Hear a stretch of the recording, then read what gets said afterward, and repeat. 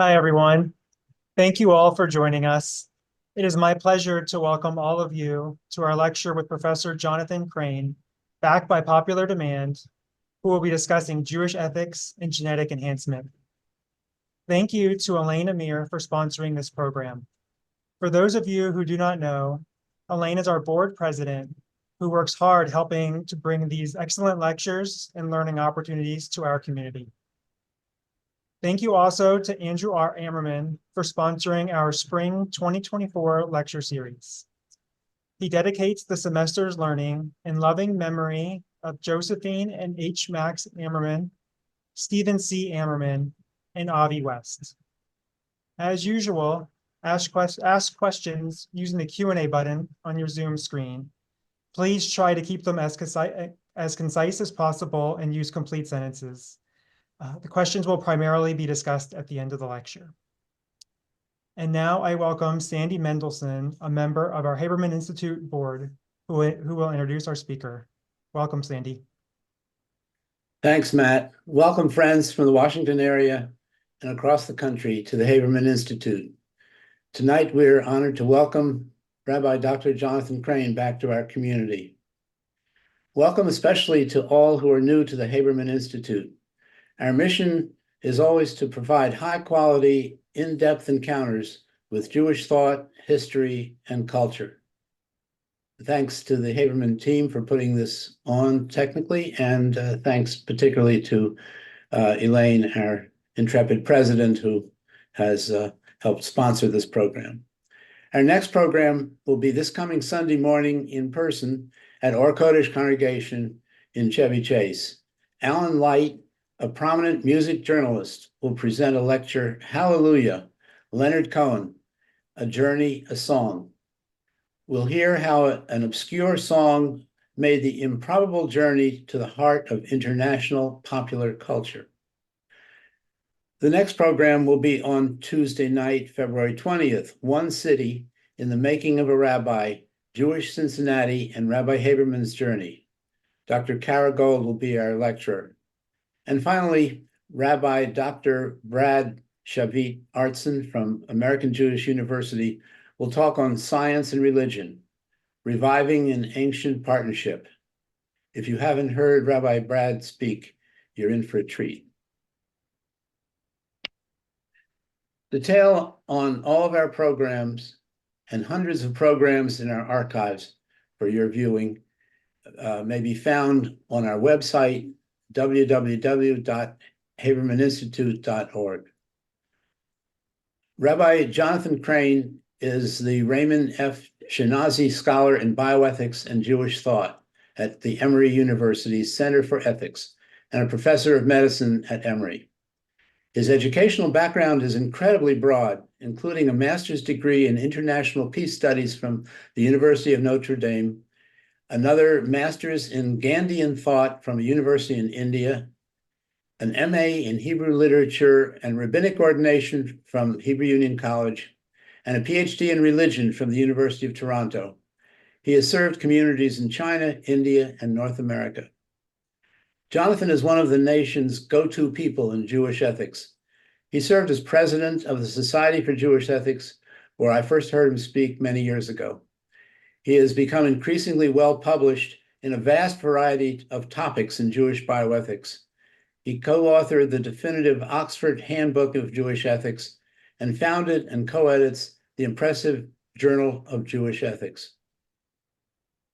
Rabbi Jonathan will speak to us tonight on Doorways to Designer Babies, Jewish Ethics and Genetic Enhancement.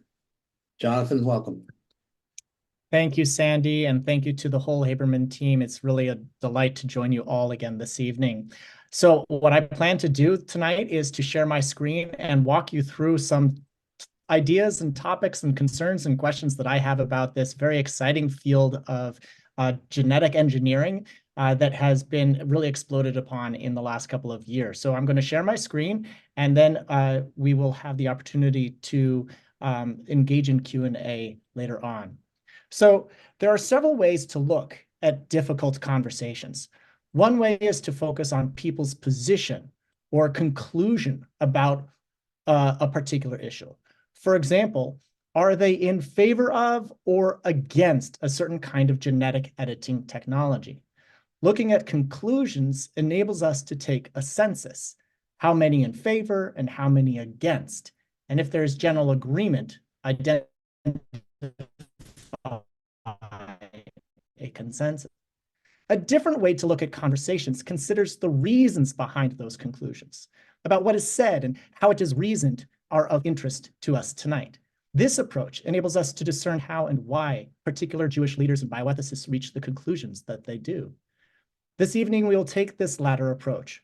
While modestly interested in the conclusions various scholars and rabbis hold vis-a-vis designing babies, I am more interested in their reasons behind their positions. This is because I worry that perhaps at least among Jewish leaders and bioethicists, the conversation on, say, CRISPR technology is more fractured than coherent. It is a rather confusing. And because it's so fractured, it's rather confusing for those of us who wonder which doorway to the future we should take. So this evening, we're going to look at what Jewish leaders and bioethicists say when they talk about CRISPR technology. We'll then talk about how they actually go about speaking it. We'll then consider why they speak in the ways that they do. And then we'll identify some of the meta-ethical concerns about this fractured conversation. And finally, we'll consider which doorway you personally would want to enter. So let's begin with what? With what Jewish leaders and bioethicists actually say about CRISPR. To begin, a few years ago, Moment magazine, the largest magazine with a massive penetration across American Jewry, asked 10 rabbis from different streams of modern Judaism this very short, pithy question: should we edit our children's genes? By this time in 2019, CRISPR-Cas9 technology had been celebrated as a comparatively simpler and cheaper way to manipulate genes. In fact, this new technology could add, edit, or replace genes, powers that beforehand were non-existent or sloppy at best. Think, for example, of pre-implantation genetic diagnosis and selection of particular zygotes. Though CRISPR was applauded around the world and the creators won the Nobel Prize for their work on it, it generated much concern. In China in 2018, Dr. He Jiankui disclosed to much fanfare the use of this technology on twin girls. Dr. He manipulated the girls' DNA so that they and their offspring would be HIV resistant. He proclaimed that he did this only with benign intention for the girls and for humanity. The professional industry, however, was appalled. He was lambasted for transgressing international agreements that prohibited meddling with gametes, that is, with the genetic code of future generations. And the Chinese government arrested him, found him guilty of what they called illegal medical practices, and sentenced him to 3 years imprisonment. That incident sparked a global conversation about the power and potential dangers of gene editing technologies like CRISPR. Jews, like everyone else, found this debate fascinating and disturbing in equal measure, as we shall see in a moment, by the responses to this question in Moment magazine. I offer here just snippets of what the rabbis said, just to give a taste of their conclusions as well as their reasoning. So what did the rabbis say to this question? Should we edit our children's genes? Some rabbis avoid the question through tongue-in-cheek analogies, or they avoid the question by distracting our attention to other admittedly important questions. Some rabbis look to the past to justify their position, while others look to the future, and our future concerns should guide what we do today. Some invoke a serious analogy like the rodef, which is somebody who has lethal intent and is attacking you or somebody else, while others worry about slippery slopes.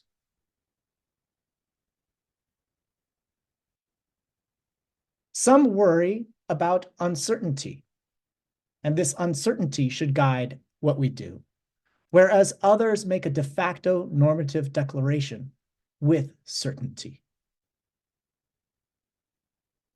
Some point to bioethical principles like justice, non-maleficence, beneficence, and autonomy, while others lean more heavily on faith and pragmatism.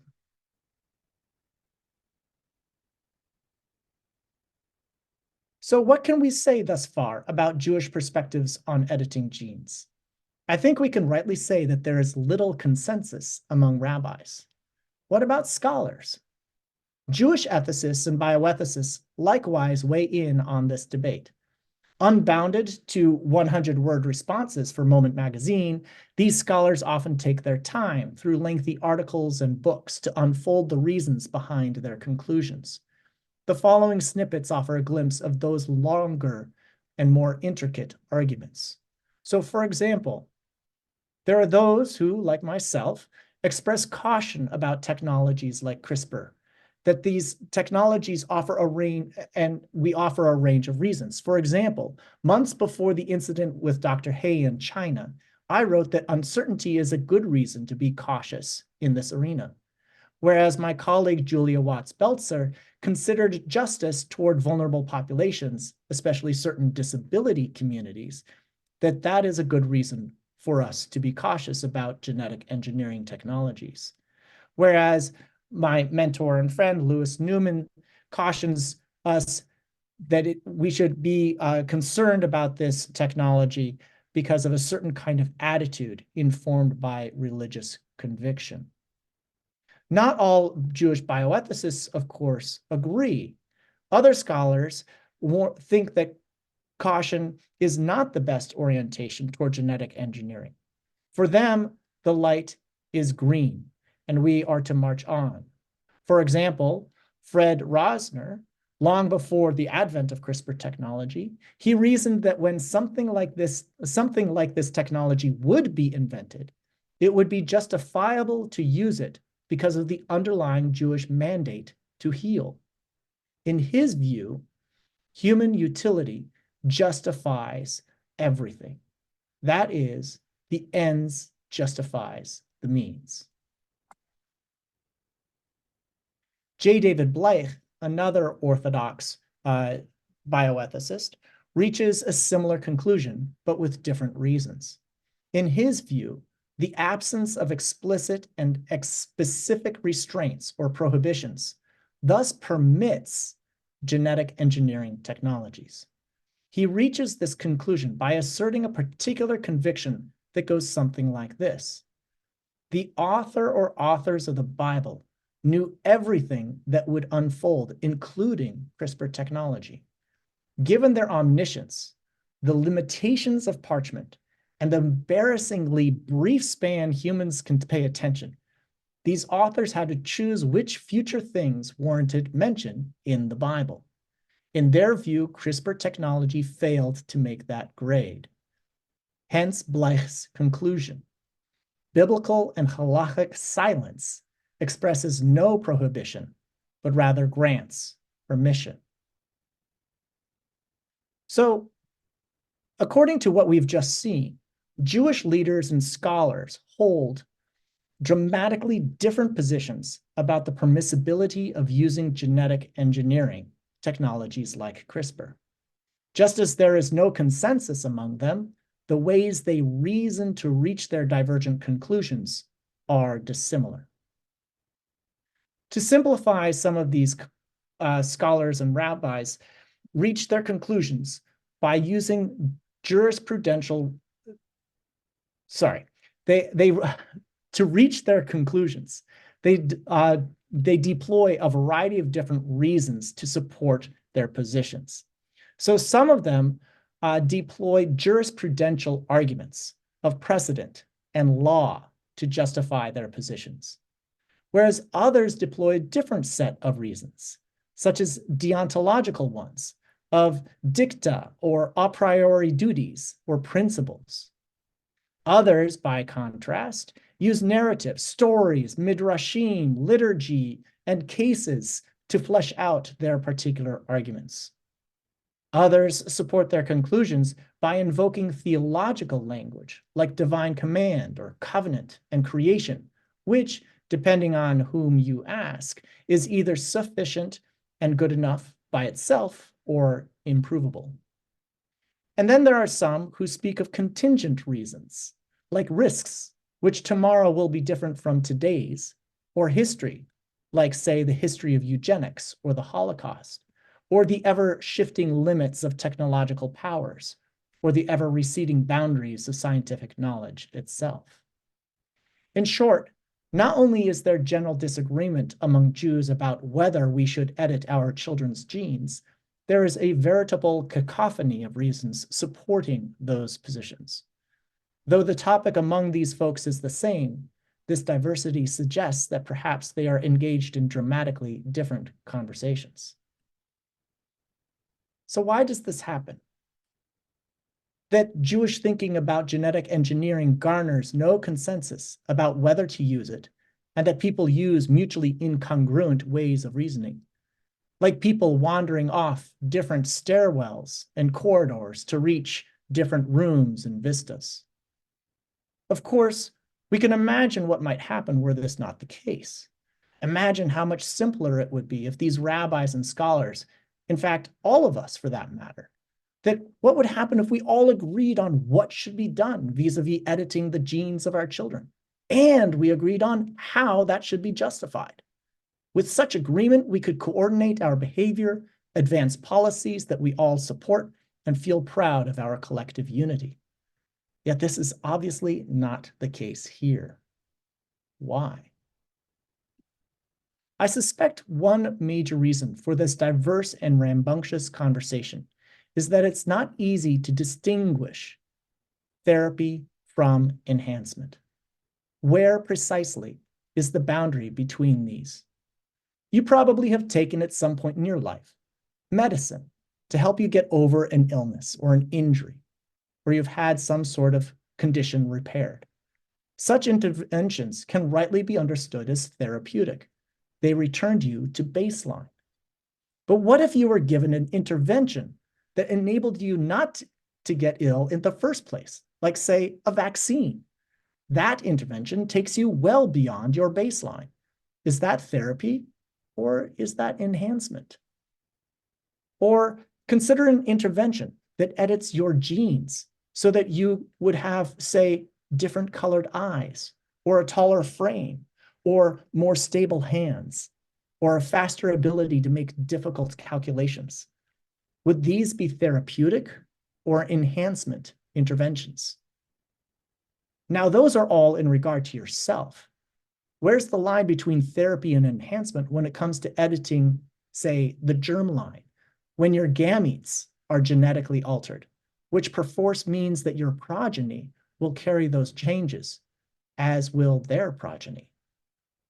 There is danger in this, as suppose we choose to enhance some feature or capacity that tomorrow becomes disfavored or disadvantageous. So we need to think really carefully about what constitutes therapy and what constitutes enhancement, which is justifiable, in which circumstance, and why. Another reason this disorienting cacophony exists is because each person evaluates the stuff of this world differently. Some people are concerned about whether an act is right or wrong, legal or illegal. For them, it is very important to know what game is being played, to be able to figure out where it falls along this axis that I call fitness. In the Jewish world, this is often discussed in terms of halakha, or Jewish law. Other people wonder more about whether something is good or bad, appropriate or inappropriate, or where it might fall along an axis that I call morality. And then there are some people who prioritize utility. For them, they discern whether or not to do something, depending on how that thing maximizes, harms, or benefits the interests they privilege. To be sure, it is rare to find someone who thinks exclusively or exhaustively along any one of these axes. We most often evaluate the stuff of this world through at least these three axes, and I'll consider some more in a moment. Yet we prioritize these differently. We give different weight to one or another axis, depending on the issue at hand and the larger context in which we find ourselves. That is why my position or conclusion on a particular topic, say genetic engineering, is over here, while yours is over there. To make this more confusing, one's conclusion on a particular topic may shift over the course of one's life due to one's expanding experience and knowledge. I call such three-dimensional thinking ethics, for it shows how one deliberates between these competing values or axes. Now, of course, these three axes are not the only core values by which we evaluate the stuff of this world. We hold other fundamental concerns very dear to our hearts, like whether something is sustainable or its relative cost, or whether it makes us holier according to our religious traditions, or whether this activity will improve or compromise my health or somebody else's health, or whether this activity promotes justice or fairness, or corrects some kind of past inequity, say between genders or races or classes. So making a decision about CRISPR technology, if you take all of these core values, the ones that you hold dear, if you take them seriously, making a decision about CRISPR technology is thus not straightforward. Take a case where there are many options to use CRISPR technology or not, to remove or edit one bit of genetic code, to fix it, or perhaps replace it altogether. Each option, option 1, or maybe option 2, option 3, option 4, each one would maximize certain values and not others. And though we all are looking for option 5 that maximizes all of our core values, I submit to you that this option really does not exist. We will have to make do with suboptimal options, not only here in regard to genetic engineering, but in all facets of life. And so this is perhaps why it appears that there is a disjointed conversation about genetically engineered children among Jewish leaders and ethicists espousing different positions for dissimilar reasons. So how can we understand and navigate this ambiguity and cacophony? I call these concerns meta-ethical because they challenge the very enterprise of ethical deliberation. I'll discuss them only briefly here. The first concern regards an assumption about human DNA. It goes something like this. Biblical dicta and rabbinic expansions on those biblical dicta hold that humans may work with the stuff of this world in pursuit of goods beneficial to humankind. Some point to Genesis 1:28, where God grants humans dominion over the world, and to Nachmanides' comment on that verse as support for this position.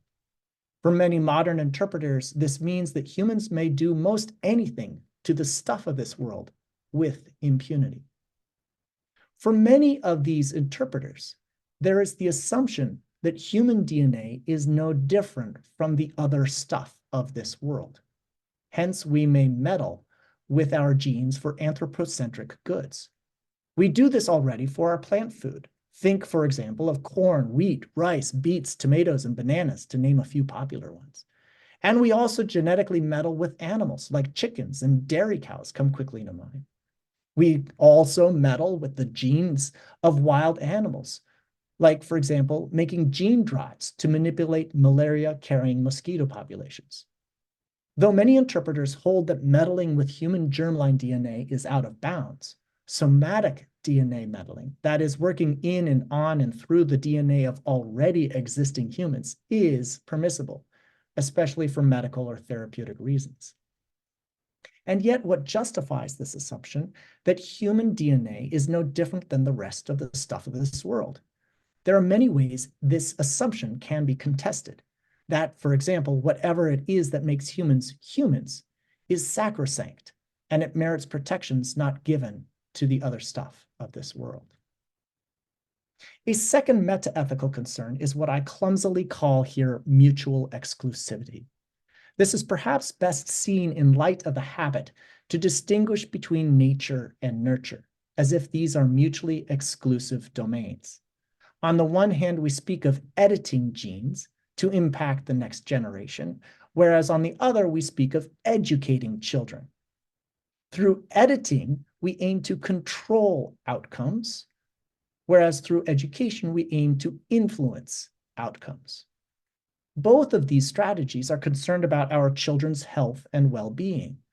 They are also concerned about who our children are, their talents, their proclivities, and even the decisions that they make. Yet thinking along these bifurcated lines may downplay or even ignore epigenetics, the profound interaction between context and content.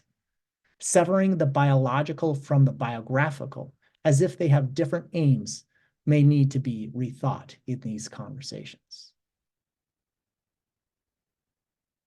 A third metaethical concern regards agnotology, or the realm of the unknown, and how it is strategically manipulated. There is a disagreement among Jewish bioethicists about what we do not know. Among those who promote a cautionary approach to genetic engineering like technologies like CRISPR, most agree that unknowns and uncertainty inhere to every scientific enterprise. These kinds of unknowns we know. That is, we anticipate learning through our scientific enterprises things we did not know we would actually find out. Others, bioethicists, leverage that fact to manufacture uncertainty about the scientific enterprise itself. On their account, it's not just what we don't know that is scary, but the very science itself is scary.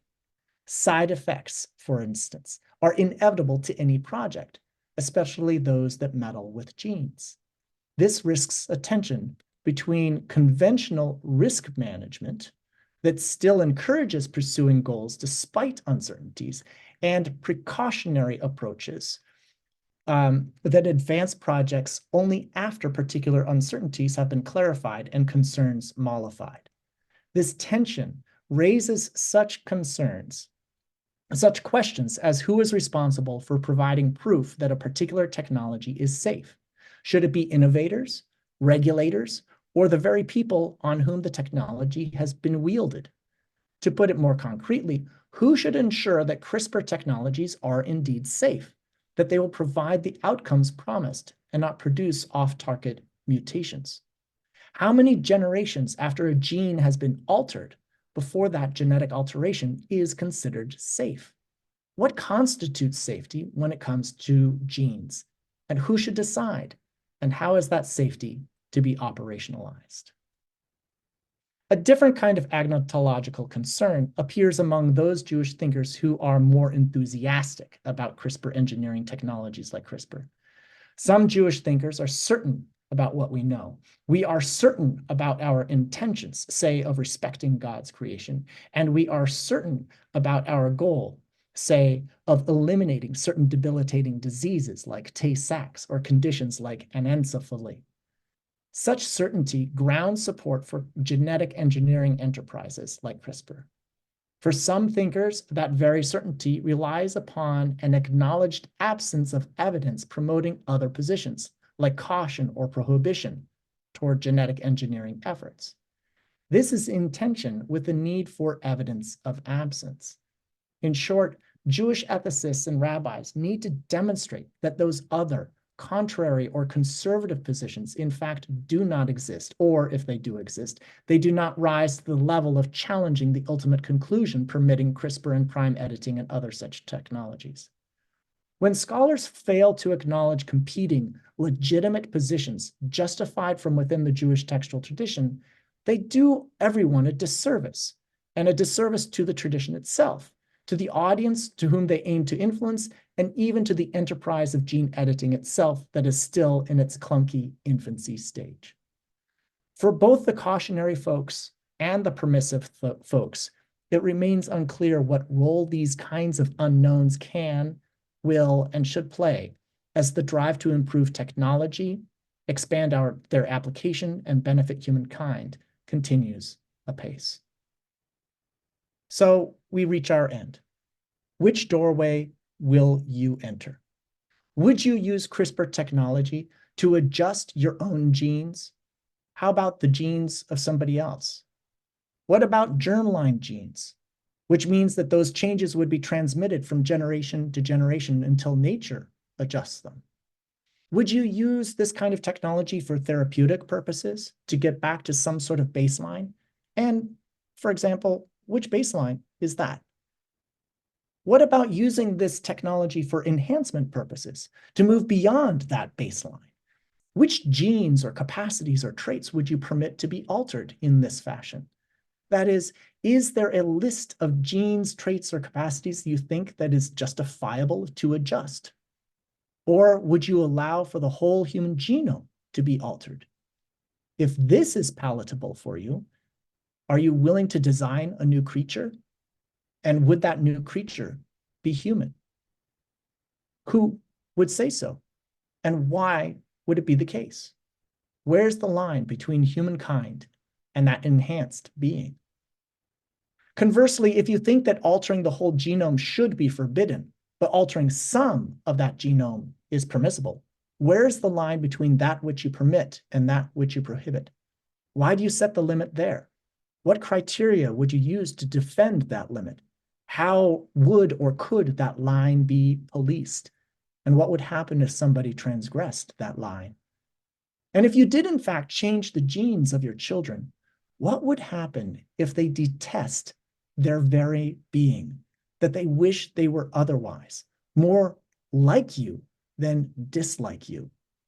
We can hardly imagine how future people will feel about their genetic inheritance, whether it is natural, edited, or wholly manufactured.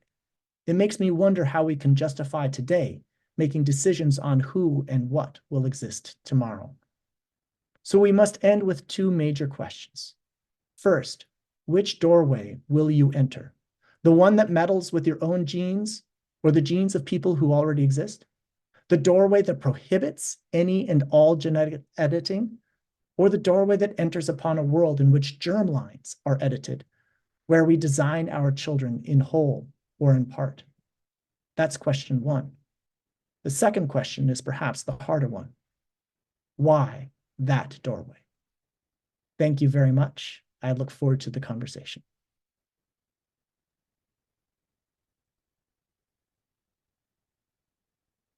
Thank you, Professor, for such an amazing and nuanced presentation. You offered so many thought-provoking questions, so I hope all of you out there have some questions to ask us, and we can get started with the Q&A portion. First, there was a question, and it might be helpful to many in our audience if you want to say more about the history of CRISPR and sort of like where it stands today, like what you have to go into the complexity of the technology, but if there's something that you want to add to that.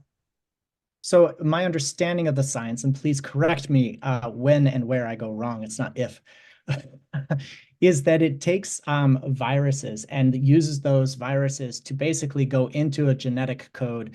Those viruses are able to literally act like genetic scissors and cut a genetic code. And they can do a couple of things at this point.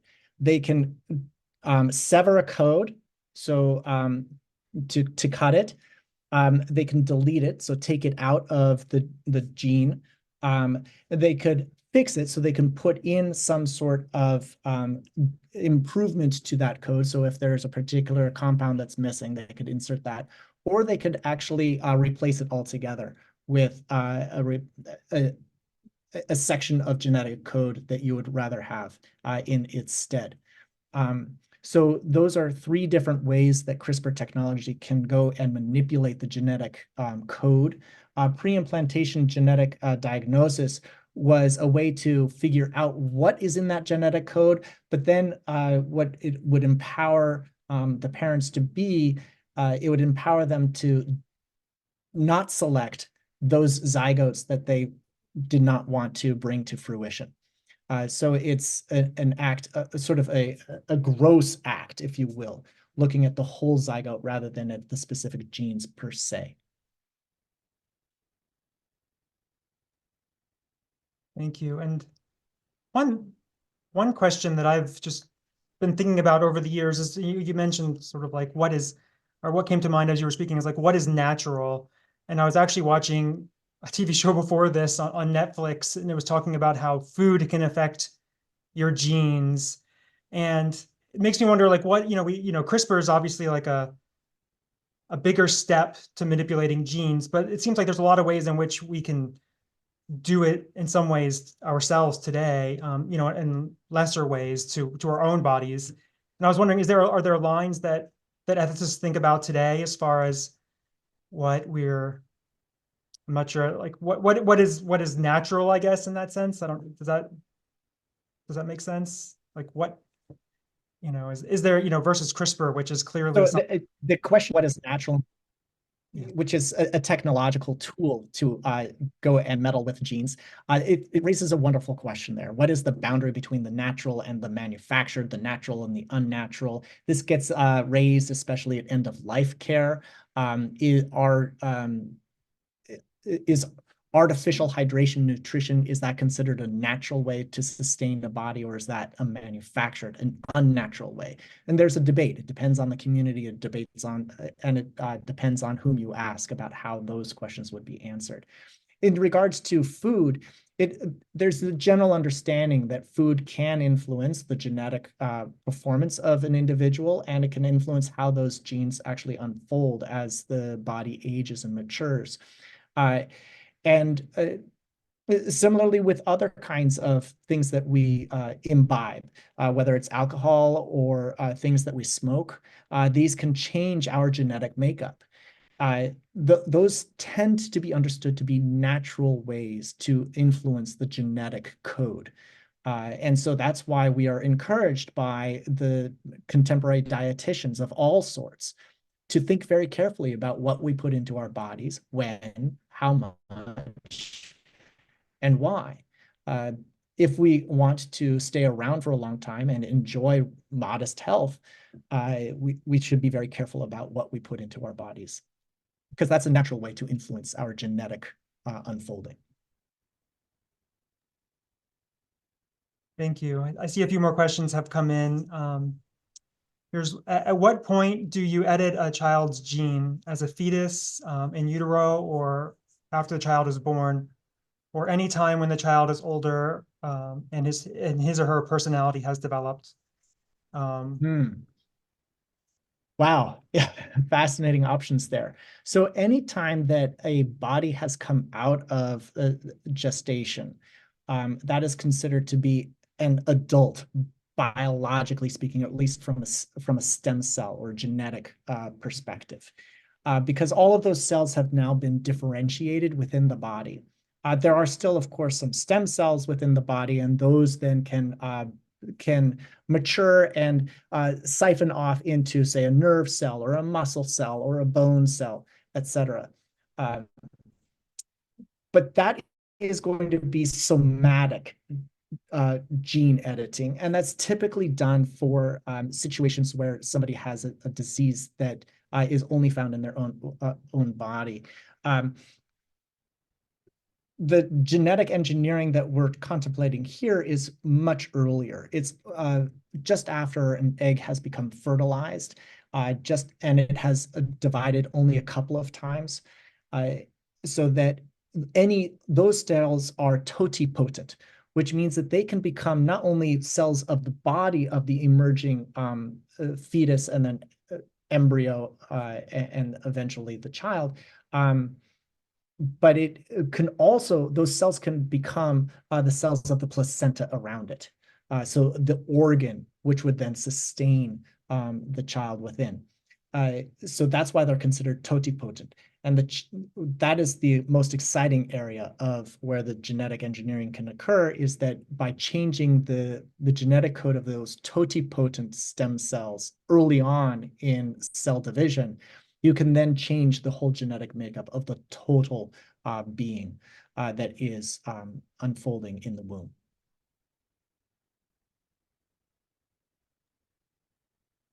Thank you. And someone also asked, are scholars of other traditions, not Jewish traditions, are they looking at these questions in different ways, and coming to different conclusions or interpretations, and possibly what maybe is going on in other countries, as part of that conversation? So I'm not a scholar in all of these other religious traditions, but I can say that my colleagues in the Society for Christian Ethics and my colleagues in the Society for the Study of Muslim Ethics, they do wrestle with these questions, and it's an exciting conversation. They do reach different conclusions. There is no unanimity within either one of these communities, and their reasons for their positions are as diverse as the ones that we find in the Judaic tradition as well. So it allows for a very rich conversation going on amongst religious ethicists, at least within the Abrahamic traditions. I am aware of ethicists in non-Abrahamic traditions that are also wrestling with these technologies. These conversations are being had, for example, by the UNESCO Bioethics Chair of Religion and Bioethics. And we have conversations every other year. And one of those conversations was on genetic enhancements. And it was a rich question about, there was no disagreement about what can we do to human genetic makeup and why we can and cannot do that. There is no consensus, globally speaking, across these religious traditions. But I can say, at least within the Abrahamic traditions, the debate is rich, it's dynamic, it's an exciting conversation to dive into. Thank you. And you'd mentioned, an instance in China at the beginning of your presentation. Are there who's working on these projects, and are there countries that are allowing it to move forward in ways in which others aren't allowing? That's a good question. So I don't know where there is permission granted for germline gene editing.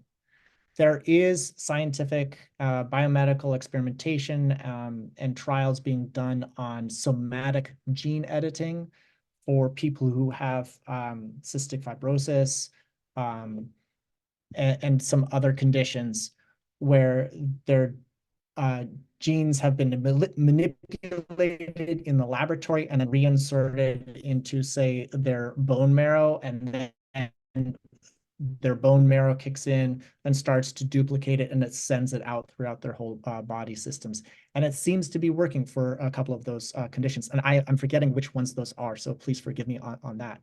But I think that there still remains a global ick factor, if you will, if that's a scientific term, ick factor about meddling with gametes, with the germline genes. There's real concern about influencing future generations right now. There is an interesting conversation about cloning as well. So it's not the exact same thing as genetic engineering, but cloning is a sort of a cognate conversation. And another South Korean experimenter was involved in that, and he was ostracized for cloning many different kinds of creatures, and he wanted to start cloning human beings, and he had permission, theoretically he had permission from several women to harvest their eggs for this process. And that created an international scandal. He was kicked out of South Korea and now is operating in the Persian Gulf.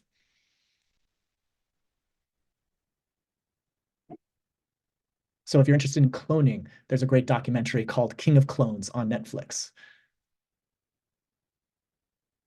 Yeah, that's cool. I'll have to check that one out at some point. I'm reading this question here for the first time. There are differences between gene manipulation that targets. Are there differences between gene manipulation that targets disease or health, and those which might deal with height or cosmetics, or perhaps even skin color? Do experts look at these different types differently?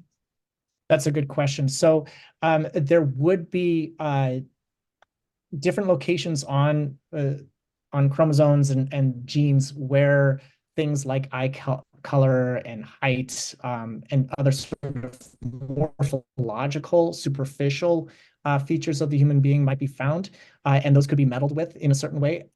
I'm not the scientist, so I cannot say how that is done and what it all entails. And then there are also some genes that are indicated for diseases. So think of the BRCA gene for breast cancer. So theoretically, there could be a couple out there who have individually been tested and they want to procreate, but they are worried that their progeny would have the BRCA gene. So to what degree should the Jewish tradition empower them to even consider the possibility of using CRISPR technology to genetically edit that gene so that their progeny would not have this particular expression? I think that you would find Jewish ethicists and rabbis, other scholars who would support empowering couples to use technology for that particular enterprise. And I think you would find others who would say that that is impossible. I would say the vast majority would allow for the protection against a disease like breast cancer, but they would not endorse using this technology to choose either the gender or the hair color or eye color, height, etc., of a future child. Thank you. And how do universities teach this subject as they teach CRISPR? Like, is it, I mean, they can't I guess I don't know if there's underlying in the question, they can't manipulate the gene, the germlines, the gene. So I wasn't sure if you have insight into how it's being taught today in universities. I don't know how it's being taught. Because again, I'm not a geneticist, a genetic counselor, nor am I working in a lab where this technology is being deployed. But I can say that universities around the world are very much excited about the potential of this technology because it promises so much, not only for human health, but for improving certain plants to survive droughts or floods. It could enable us to really help certain animal species survive despite having their habitats being demolished or compromised by human civilization. Whatever it might be, the potential of this technology is extraordinary. And so scientists around the world and universities in particular are excited by this. The question is, to what degree are they also teaching simultaneously the ethical concerns that adhere to this technology? It is not ethics should not be a late conversation trying to catch up to the technological deployment. It's either the teaching of it in a classroom or its actual execution in industry or research projects. Ethics needs to be involved in those conversations. And I think that bioethicists are doing a wonderful job of impressing upon industry leaders, upon other scientists, as well as governments about making that de rigueur. On that point, do you, given there's such a diversity of opinions within the field of ethics in general, but specifically here, do you foresee how these opinions will play out, the ethicists and such, and how that will affect the usage of this technology as it moves forward? I think what it's going to do among Jewish bioethicists and clergy who are going to be asked by congregants about how they should proceed with these opportunities when they are considering having children. I think that my hunch is that there's going to be some permissiveness, some embrace by the Jewish communities writ large of this technology for certain kinds of conditions. As I said earlier, I think that there is an emerging sort of agreement, a loose agreement, if you will, about the use of this technology for healing, for therapeutic purposes, as well as preventive purposes. So preventing Tay-Sachs, preventing anencephaly, or preventing breast cancer. But I doubt that there will be an embracement among Jewish communities or scholars of using this kind of technology for enhancement purposes.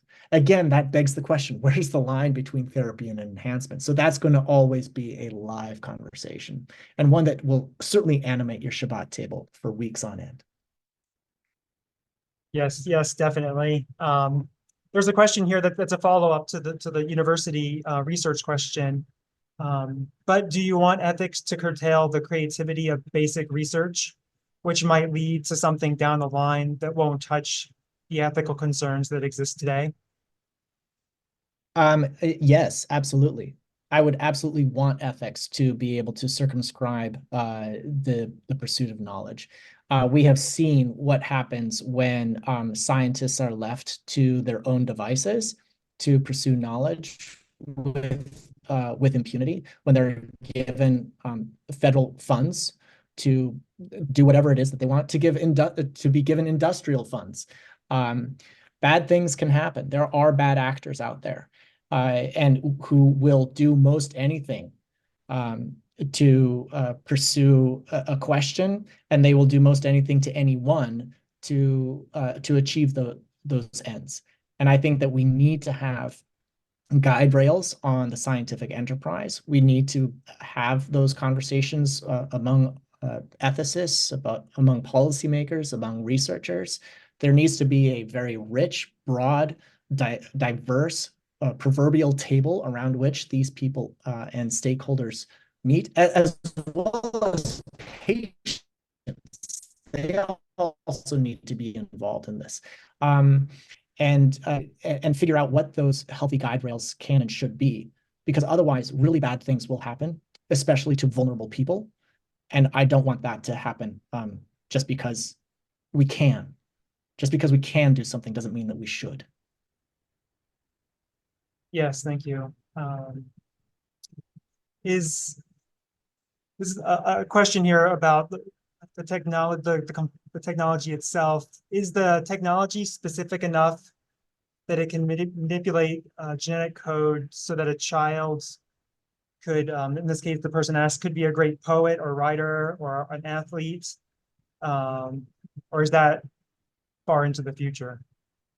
I think that part is still a bit of science fiction, but it's not too far off. I think that we are increasingly increasing our understanding of the various nicks and corners and crevices of the human genome. It is a massive thing, by the way. If you extend the DNA code, it's much bigger than you might imagine, and yet it is folded up, compressed, twisted around, and found within each one of our cells. It's just mind-boggling. But our appreciation of those crevices of the code, of the genetic code, are increasing by the day.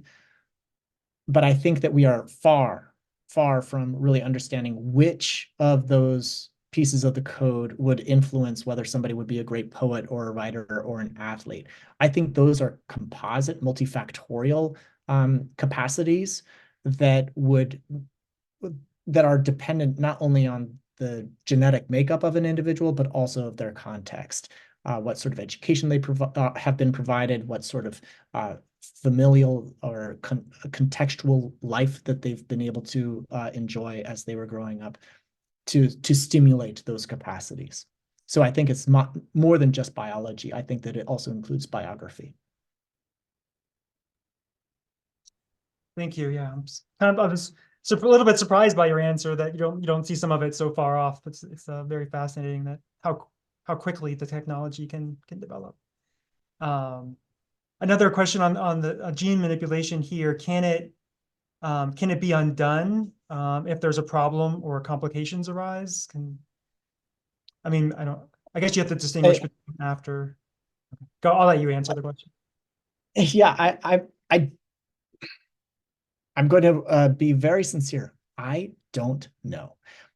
My guess at this stage is that it cannot be undone, because what you're doing is you're changing the base code, the genetic code of cells, and then not just cells of say a piece of skin. It's going to change the cells of an organ, and then eventually the cells of an organism, or of the system, like blood system, or your hormone system, or the nervous system. And so it would be all but impossible then to undo it. And it would certainly have ramification side effects that are unknown at this stage. So I think that that's too much of a hypothetical to provide much of a concrete answer. And again, I am not a geneticist. I encourage having conversations with a geneticist to actually find the correct answer to that question. Yes, thank you. You mentioned side effects, and I once had a doctor tell me that any medication that works is essentially going to have some kind of side effect. And so there's a question here that somebody's asking: is there what effects? I don't know, what are there unknown effects that can happen from some of these manipulations, and just given our incomplete knowledge. If maybe this is ethical consideration about informing parents and using this technology, but if you have anything to say about that piece. So one of the things that I have learned becoming a parent is that children are like mutants. They're pretty close to who I am and who my wife is, but they're also very different from who we are. And that's through natural evolution. Nature works in mysterious ways. And now when we go in through human ingenuity and change genetic code, there will be a cascading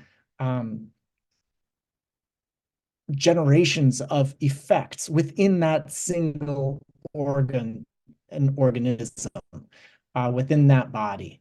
Not to mention down the line, it's really unclear what would happen if, for example, the BRCA gene is taken out from a particular zygote, and what will happen to that organism when it matures to adulthood. What will happen to its children? It's unclear what sort of mutations will occur or could occur. The science is still young. We're still in a wild west, if you will, when it comes to that kind of technology. One of the sort of hot button issues in our society today, relating to gender, is that the manipulating gender come up, ethics, what the ethics of it, and also the actual biology of manipulating those genes. Absolutely. And so that's typically been found with PGD, with pre-implantation genetic diagnosis, which is an older technology. And people were using that to select for the gender that they desired. We saw that play out certainly in the Chinese case for the last several decades, where there was a national imposition that people should have only one child, and then there was a selection bias that occurred. We've seen it also play out in India. So the idea of selecting an offspring in favor of one gender or another is also not foreign to the Jewish imagination and ethical deliberation. We have ancient texts that talk about ways to ensure that your future progeny is one gender or another. Oftentimes, this is in reference to how a man and a woman actually copulate. It also includes the kinds of prayers that are uttered vis-a-vis a maturing pregnancy. And after the 40th day, if you pray for that child to be a different kind of gender, that is considered a prayer in vain, because that it is understood, at least in rabbinic embryology, that by the 40th day, its gender has already been firmly established and you cannot change it. But before that, while it's still just considered merely fluid, it is permissible for you to pray for it to be a particular gender. So at least according to the rabbinic mindset, it is plausible, intelligible at least, to think about influencing the gender of a future child. But after a particular point, it's hands off. You really can't do much about it. Thank you. And what are there ethical considerations being discussed about the use of animals within this conversation, sort of as seeing how the gene manipulation works in animals, or is it too different than humans? Well, it's certainly being used quite a bit in biomedical sciences that use animal models. So certainly in cancer research, where they need to have, for example, mice that are genetically engineered to already have a particular kind of cancer, so that scientists can explore and figure out either how that cancer unfolds or how it might respond to a particular kind of intervention. So we are using this kind of technology to create the animals for our biomedical experimentation to benefit human beings. So there's this androcentric assumption that justifies the manipulation of animals, their animal genes, for our purposes. And then there are others who use genetic engineering to manipulate animals so that, for example, chickens, so that they grow incredibly fast and heavy, so that we can eat them much quicker than had they been maturing naturally. So instead of taking 12 weeks, they take 6 weeks. I think that's the numbers to mature. And they're just not designed to mature that quickly. But that's how the industry has manipulated their genes to do so. We do this in a variety of different ways to a variety of different species, both in the biomedical arena as well as in the food space.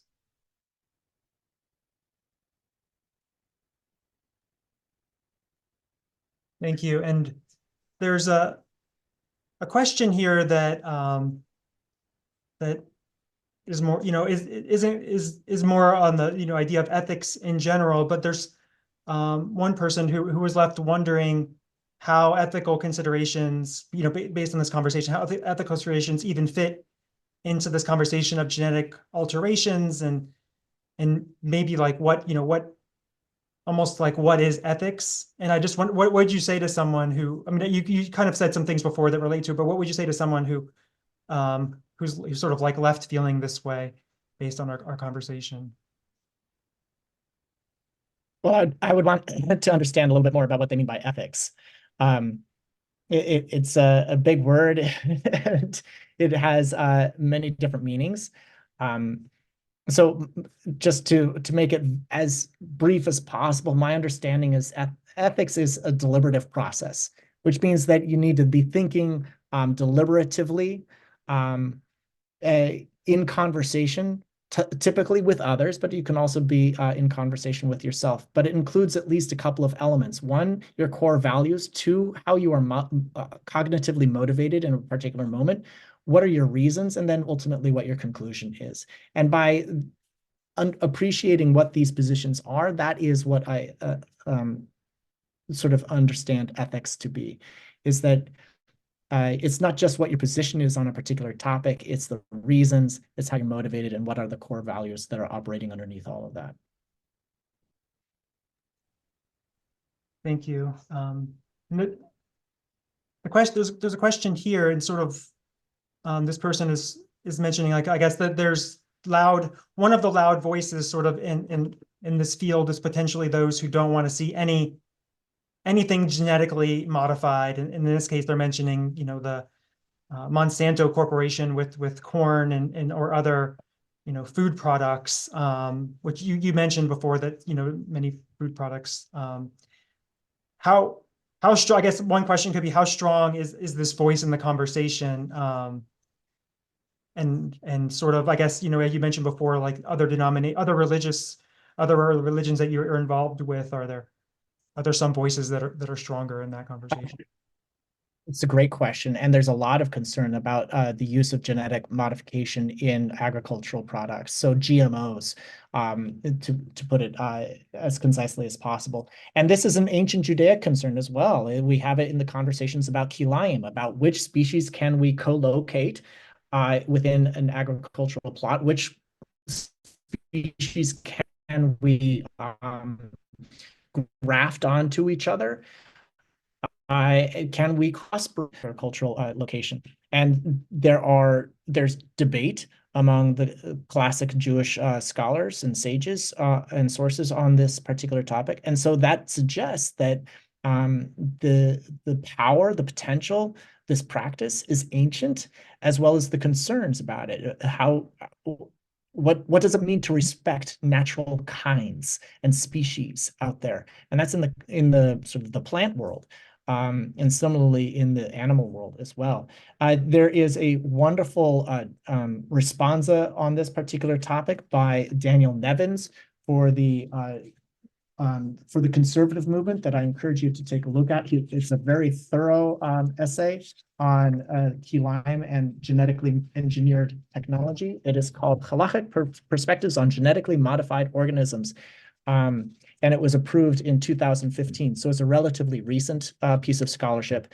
And it's really a fantastic contribution to the field about GMOs itself.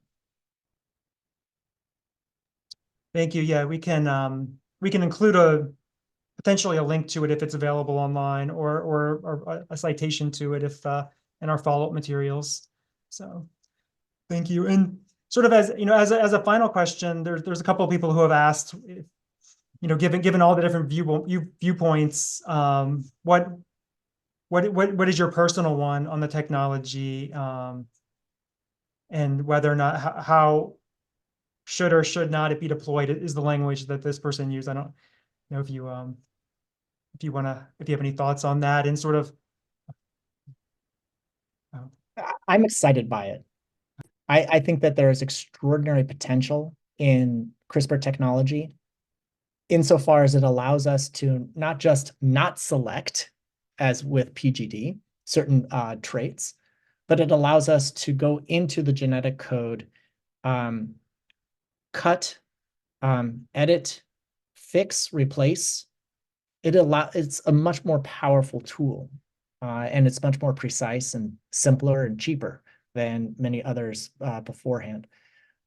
I think that with this exciting technology, again, there are potentials for abuse that inhere with it. A tool can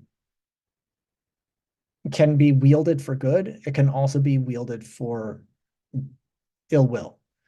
And we need to make sure that this technology is used for things that are needed, not necessarily things that are wanted.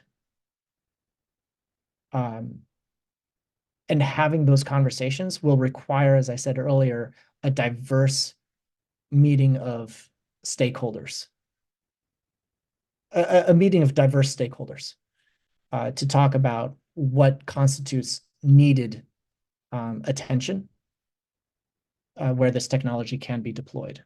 But I think that it's very exciting.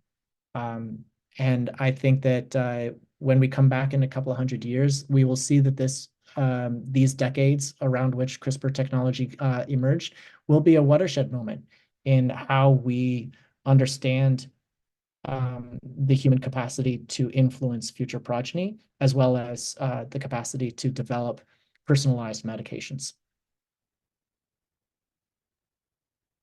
Thank you. I think that's an important point to end on, and what the future holds, and hopefully that diverse group of people will come together and as you said, envision it for what is needed, and not and really hopefully make the world a better place through the amazing technologies. So I don't know if you have any final thoughts, but yes, thank you again. I really appreciate the conversation. This is, as I said, an exciting conversation because the technology is so new. It's constantly emerging, unfolding. New advances are being made every single and raise the questions, these larger philosophical questions about the differences between a therapeutic intervention and an enhancement intervention. What should be done between fixing something inside of you or another adult body versus something that could fix the germline so that it would persist throughout all generations. Which one is justified or justifiable, which one is not, and why. These can lead to wonderful conversations, and I look forward to hearing all about them. Yes, I agree. There's such fascinating conversations to be had and continued, and I'm definitely going to share with my my wife, who's teaching on ethics right now, to students about our conversation this evening. So thank you, and also thank you all out there for joining us. I appreciate you being here, and we'll send any readings and learning materials in a follow-up email in the coming days. So everybody have a great night.